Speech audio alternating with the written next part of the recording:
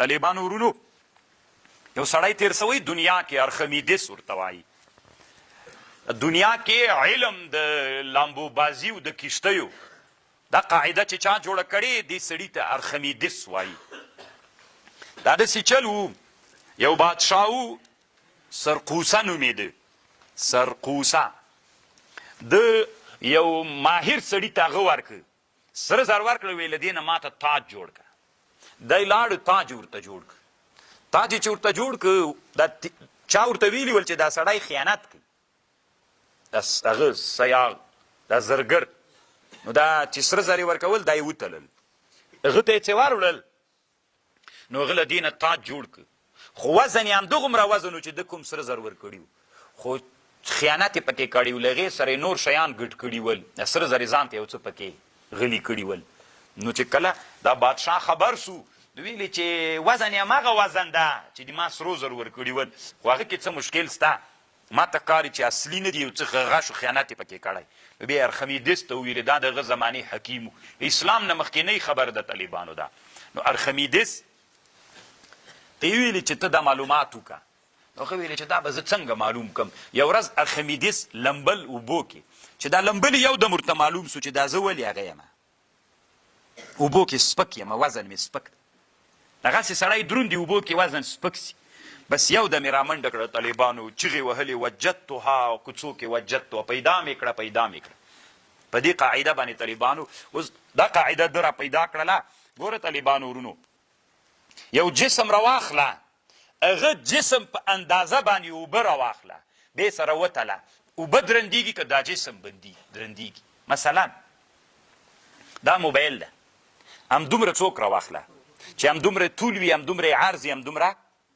بر وي دا راواخله دا موبایل او اوبه وتله اوبه درندېږي که موبایل پوه شوی په خبر اوبه درندېږي که موبایل درندېږي نو قانون دا ده چې دا شی پې دروند سو نو اوبو کې چې واچوي ډوبېږي او که داسې چل وکړې ټوپ راواخله ټوپ خو پېژنئ بوغۍ پوخانۍ راواخله همغومره اندازه که درته څوک راواخله اوبه راواخله بیا هغه پوخانۍ او د هغه سره وتله اوبه درندېږي که پوخانۍ بیا طالبانو دا شی اوبه نه ډوبوي صحیح ده او که مساوي سو وچ لرګی راواخله همغومره اوبه ورسره راواخله بیا یې سره وتله چې سره ودې تللې طالبانو ورونو چې داسې نیم لوند و نیم وچ غوندې لرګی بیا یو شی سو چې یو شی سو تاسو فکر وکړئ د لرګی د اوبو په سر باندې بیا نیمایي ډوب وي نیمایي نو ارخمیدس دا قاعده پیدا کړله له دې قاعدې نه دا استدلال وکړه چې هغه کې غش سوی ده په چا کې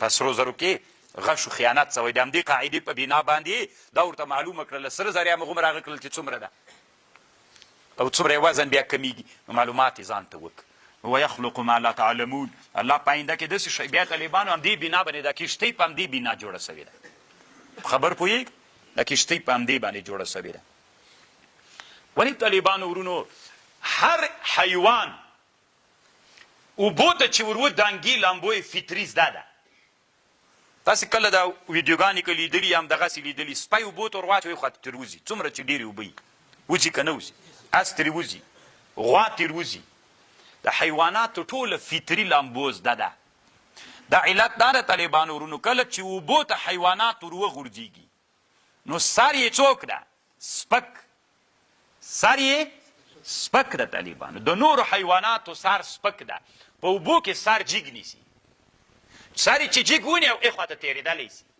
انسان چې لامبو نه زده اوبو ته چې ور وغورځېده د انسان سر په ټول اعضاو کې دروند ده نو سر یې طالبانو کته ځي چې لامبو یې نه زده فطري تی مړ کېږي پکې خبر باندې پوهېږي خو انسان بیا لامبو فطري نه زده کوي نه فطري نه زده طبیعي نه زده کوي به بیا تعلم به یې کوي دا ټول طالبانو د ارخمیدس په قاعدې ته طالبانو علم د عوم او علم د صباحت وایي د لامبو بازي دا بیا ډېره اوږده قاعده ده طالبانو ښه په دې باندې بیا تاسې پلټنې وکئ تی ما نه پوښتنه مه کوئ کتابونه را موږ ته راوښیه بیا په دې موضوع کې هم راوښیه د ارخمیدس قاعده باندې بحث وکئ ویخلق ما لا تعلمون تاسې خو بس عمر په همدغه کې تیر سو فکر کوئ چې همدغه دنیا ده او خلاصه شوله دا دنیا نه ده طالبانو دنیا تر دې نه ډېره لویه ده. علامه طنطاوي رحمه الله دلته لیکلي دي ویخلق ما لا تعلمون. ښه الله قرآن کې ګوره درته ویلي زه داسې شیان پیدا کوم تاسې خبر نه یئ به، خو تاسې هېڅ ځان پرې باندې ستړی نه کړ. وایي دی وایي طالبانو علامه طنطاوي وایي تاسې اوس ځان سره فکر وکئ. دنیا کې نننۍ دنیا کې دا ډېره ښه خبر ده طالبانو وایي ورئ.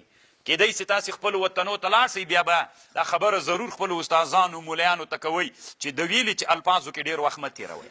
نو بیا ضرور تاسې ته به خبرې درته کوي، خامخا یې کوي که نه، ځکه د هغوی زړونو غوښې همداسې ګرځېدلي وي، هسې مازغې خراب دي.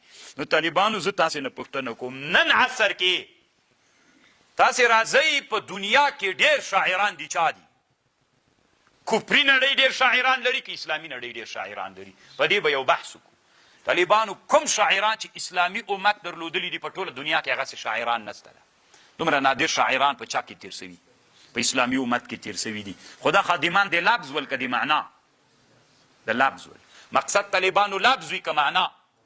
طالبانو یو سړی چې حکیم وي، حکمت ته رسیږي، لب او مغز ته رسیږي، په الفاظو رسیږي که په معنا؟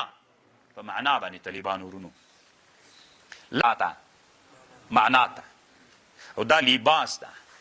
مونږ طالبانو په لباس ډیزاین و ښایست باندې ډېر کار کړی که په معنا؟ په لباس باندې. ګوره طالبانو لبس څوک ده؟ لبس لاره ده معنا ته. مونږ لاره کې ډېر وخت تېر کړو که په معنا کې؟ یو. مونږ په لباس کې ډېر وخت تېر کړ او که په اصلي بدن کې مو ډېر تحقیق وکړ. ټول عمر مو په لباس کې تیر سو. الله عز وجل نو ځکه هم طالبانو اسلامي امت شاته پاتې سوی د شاته پاتې کېدلو لوی علت یې دا ده چې موږ ډېر شاعران لرو، درلودلی مو دی. موږ نه وایو چې باید په هغه باب کې موږ ناکام وایو، خو طالبانو ورونو ډېر یو انسان چې په یو باب کې انحصار وکړي بل باب ته پاتې کېږي. انسان دی په یو باب کې انحصار کوي نه. طالبانو ورونو بیا داسې هم نه ګوره تاسې د فکر ته پام وي الله به مو یو وخت کې علما کي او تاسې به ابن خلدون ګورئ. ابن خلدون یوه قاعده ذکر کړې وي انسان الله داسې پیدا کړی، انسان چې الله په یو باب کې ښه عالم کې په بل باب کې بیا نسي کولی. پوه شوئ؟ انسان الله داسې پیدا کړی چې دا یو باب کې انسان ښه عالم سو په دې بل باب کې نسي کېدلی. دا د الله عادت ته د انسانانو د ژوند قاعده ده. بیا به تاسې په ما اعتراض کوئ نو تا ولې موږ ته ویلې چې ټول زده کوي؟ زه تاسو ته هېڅ کله داسې نه وایم چې ټول زده کوي. زه داسې وایم دا دومره ډېر طالبان چې دلته ناست یئ الله مو علما که پس له علماو نه داسې سئ ټول نحوې ته مه ورځئ. تاسو ټول نحوې ته ورځئ. یو ټول مفتي صاحب سي مورخ ما ته راوښیه په افغانستان کې داسې مورخ چې ابتکاري فکر ولري راویښیه. دا خو مازې له هغه نه رانقل کړي نو خو امین پې پوهېږي چې عربي زده تاریخ بدایه کې داسې لیکلي او ابن عساکر کې دا طالبانو هر سړی په دې پوهېږي. خبر پوه شولی؟ دغه ټولنه کې داسې انسانان پیدا کوي تنا د موږ په ملایي کې یو د بلاغات والا سئ، یو په نحوه کې ماهر سئ، یو مثلا په تفسیر د قرآن کې سئ، یو په حدیثو کې سئ. حدیث هم خپل منځ کې موضوعات لري، تفسیرونه هم خپل منځ کې موضوعات لري. بل یې په فقه کې سئ، بل په فقه معاصر کې سئ، بل بینکی مسایلو کې سئ. دا فقه خپل منځ کې ډېرې مسایل دي. بل عقایدو کې سئ، بل په تاریخ کې سئ، په تاریخ کې په جغرافیه کې سئ. نو دا ټولنه کې به طالبانو علماو کې به د هر مسلک علما را پیدا سي. موږ خو ټول اوس لکه مۍ یو طرف ته رغړو، ټول نحویانو له یو طرف. دا اوس په افغانستان کې دومره خطرناک. زه چې دیوبند ته تللی وم هلته مې افغاني طالبانو نه پوښتنه وکړې مې دلته دا واړه کتابونه غیر له حدیثو نه دا نور دا دلته ښه دي که افغانستان کې؟ افغانستان او دا ځمځکه فرق لري. څنګه؟ یعنې دلته افغانستان کې دلته تحقیقونه ډېر دي. دلته موږ طالبانو نابغاګان په نحوه کې لرو، په صرفو کې لرو که نه؟ صرف میر کې لرو طالبانو، په بدیل میزان کې خو بیخي 2000 دانې لرو. دا موږ نه وایو چې نه یې لرو، پیدا ډېر نه کوي. دومره ډېر نابغاګان دي چې دغه کې پیدا کړي په دا بل کې را پیدا کړه چې موږ په مخ باندې لاړ سو.